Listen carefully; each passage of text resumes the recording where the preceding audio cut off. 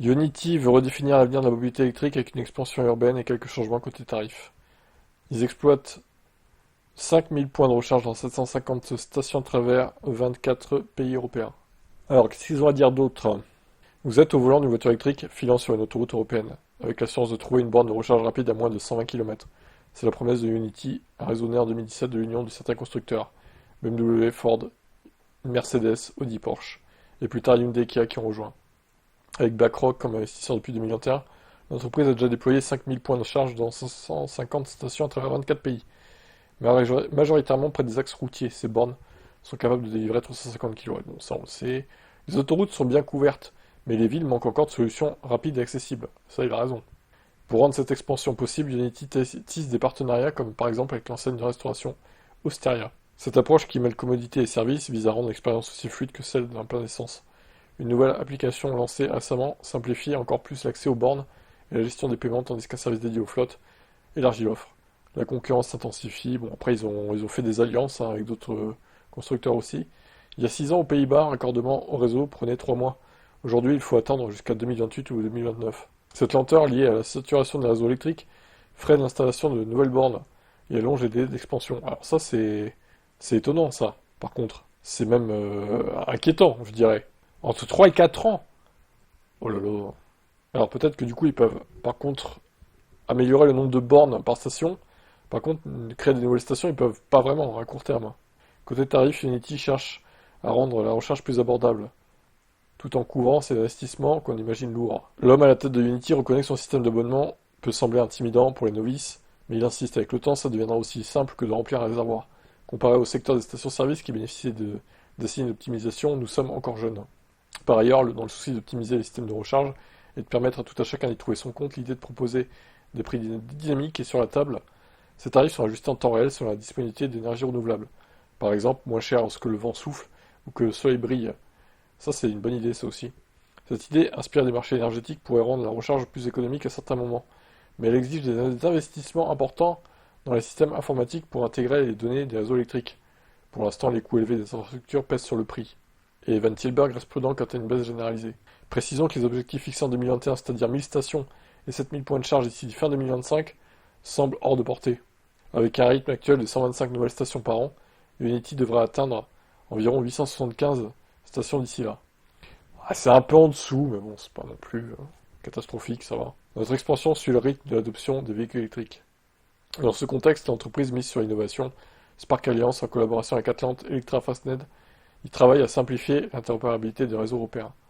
Par ailleurs, des stations comme celle de Merklingen près d'Ulm, avec ses 24 points de charge, illustrent l'engagement d'Unity à proposer de Major. Bon, ok, très bien. Alors, faut travailler sur la fiabilité aussi, parce que j'ai cru comprendre que les bornes Unity n'étaient pas très fiables par rapport à d'autres constructeurs, et le tarif n'est pas hyper bien placé non plus, je trouve. Donc, il y a 2 points à travailler selon moi, mais sinon le maillage est pas mal, oui. Vous en pensez quoi d'Unity, c'est bien ou pas? Ciao. Mauvaise nouvelle pour l'Opel Frontera électrique. 2000 euros supplémentaires, va falloir sortir. Le Frontera est un projet commun avec Citroën qui propose de son côté le C3 Aircross, la nouvelle génération du français, a décidé de casser les prix avec un ticket d'entrée de 19 700 euros. Opel a suivi le mouvement, le Frontera a lui aussi des tarifs agressifs, même s'ils sont un peu moins agressifs. En effet, alors que la Frontera développée au printemps 2024 est dans les concessions depuis quelques semaines seulement, il augmente ses prix, toute la gamme est concernée. Avec le bloc de 113 minables chevaux et la batterie de 44 pauvres kWh, qui a une autonomie de 305 km, l'ULTP, le prix de la variante édition prend carrément 2000 euros, passant de 29 à 31 000 euros. Le modèle GS augmente de 1500 à 33 000 euros. L'écart se creuse ainsi avec le C3 Aircross qui a les mêmes bases techniques. Le Citroën commence toujours à 27 400 euros, avec une variante U à l'équipement moins généreux, mais la plus, au look plus soigné et avec l'écran tactile 10 pouces est à 29 500 euros. Opel se rattrape toutefois avec une promo. On se demande presque si la hausse des prix n'est pas arrivée pour donner une marge de négociation, le client souhaitant toujours une ristourne. Dans le configurateur, la Frontera Electric Edition est ainsi affichée à 28 650 euros, soit un rabais de 2350 euros. Elle a toujours le bonus écologique. Ouais, heureusement qu'il est là, le bonus, hein, quand même, hein, pour faire baisser un peu le prix. Pour moi, je maintiens que 44 kWh, déjà, tu fais difficilement 300 km, hein. C'est plutôt 280, à mon avis. C'est à peu près comme la Leaf 2 à l'époque, hein. Et c'est à peu près les mêmes prix. Bon, alors c'est sûr qu'il y a eu de l'inflation qui est passée par là depuis, je veux bien vous l'accorder, mais bon. Ça fait chier de se dire qu'au final, les prix n'ont pas baissé vraiment, hein, depuis la Leaf 2 à 40 kWh, à cause de l'inflation notamment, mais pas que. Donc, bah, je trouve que c'est pas si bien placé que ça. Il faudrait que ce soit sous la barre symbolique des 25 000 euros. Je trouve, déjà, ce serait hors bonus, hein, du coup. Ce serait déjà pas mal, mais là, on en est loin, hein, quand même. Donc, bof. Bof, bof. Après, c'est pas que Stellantis, hein, c'est les autres marques aussi, hein, du coup. Ça a du mal à baisser les VE quand même. Ouais, ciao. Audi baisse le prix de l'e-tron GT. Ah, bah, elle se vend plus, du coup. Offrant un tarif de départ fixé à 119 000 euros, cette nouveauté se positionne comme une porte d'entrée d'un segment premium. Bien que l'écart avec la S e-tron GT, affiché à 128 000 euros, ne soit pas dingue, il offre des perspectives aux passionnés en cas de performance exceptionnelle. Derrière ce tarif réduit, l'e-tron GT Quattro ne fait aucun compromis. Le 0 à 104 secondes, grâce au launch control, elle déploie une puissance de 584 chevaux. Cette sportive électrique garantit ainsi une expérience de conduite grisante. Avec une autonomie de 614 km de LTP et une capacité de charge jusqu'à 320 kW, cette Audi redéfinit l'utilité quotidienne des véhicules électriques. Un simple arrêt de 10 minutes suffit pour récupérer 280 km. Coffre de 350 litres, bon après c'est pas une familiale, hein, évidemment, c'est une sportive. L'expérience de conduite est sublimée par le système Quattro intelligent qui ajuste en quelques millisecondes la répartition du couple entre les essieux pour une traction optimale. Plus légère de 30 kg par rapport au modèle S, l'e-tron GT Quattro combine agilité et efficacité. Disponible à la commande en France dès le 15 mai. Bon, bah, ça permettra d'obtenir quelques options par rapport à l'autre version du coup.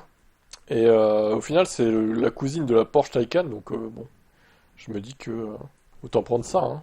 Elle est moins chère que la Porsche du coup. Bon, de toute façon, ça reste très cher, hein. 119 000 euros, ça reste hors de prix.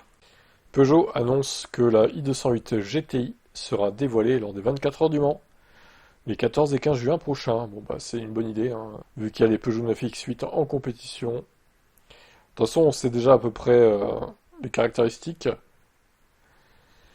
Ça sera du 280 chevaux, normalement, qui anime déjà les Abarth 600E, Alfa Romeo Junior Veloce et l'ancien Ypsilon HF. Elle concurrencera l'Alpine A290 avec ses 220 chevaux minables. Je suis désolé de le dire, hein, mais c'est pas suffisant, encore une fois. D'ailleurs, elle s'appelle A290. N'aurait-il pas fallu mettre 290 chevaux pour coller au nom, en fait? Je me dis ça comme ça, mais en vrai, ça aurait été beaucoup mieux, 290 chevaux. 220, c'est minable, c'est ce que la Mégane E-Tech a déjà, en fait. C'est pas une voiture sportive, 220 chevaux, je suis désolé. La plupart des électriques ont ça, voire plus, hein. C'est standardisé maintenant, 220 chevaux. 280 pour la 208, c'est mieux déjà. Donc hâte de voir ce qu'ils vont nous pondre, et le prix également va être salé, je pense, mais ouais, quoique, je pense qu'ils se colleront sur le prix de l'Alpine, hein. Donc je pense que la i208 GTI sera une meilleure offre, sera un meilleur produit que l'Alpine, hein, en fait, hein, qui n'est pas assez puissante, et je maintiens ça, quoi qu'en disent certains. Ciao.